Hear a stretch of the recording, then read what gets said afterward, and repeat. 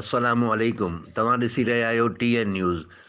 Breaking news तव्हांखे ॾियूं था दाबेची खां ब्रेकिंग न्यूज़ शामिल करियूं था। मेन नेशनल हाईवे ते तेज़ रफ़्तार शेज़ोर जो मोटरसाइकिल खे टक्कर, साकरे वासी 2 ॼणा फोत, 3 ज़ख़्मी।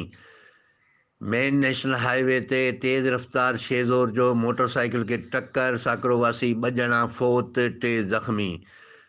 ख़बर मूजिबि कराची खां मिठी वेंदड़ शेज़ोर पेट्रोल पंप तां पेट्रोल भराए निकिरंदड़ मोटरसाइकिल सवार खे चीपारे छॾियो, जंहिंजे नतीजे में मोटरसाइकिल सवार 2 ॼणा इस्माइल हिंगोरो ऐं मुराद हिंगोरो मौक़े ते फोत थी विया, जॾहिं त शेज़ोर ड्राइवर समेत 3 ॼणा सख़्तु ज़ख़्मी थी पिया, जिन खे ॻणतीअ जोॻी हालत में इस्पताल मुंतक़िल कयो वियो आहे।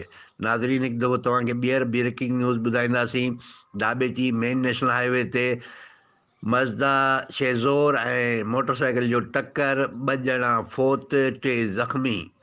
कैमरामैन टीम सां गॾु शाहिद समूह, TN न्यूज़ दाबेची।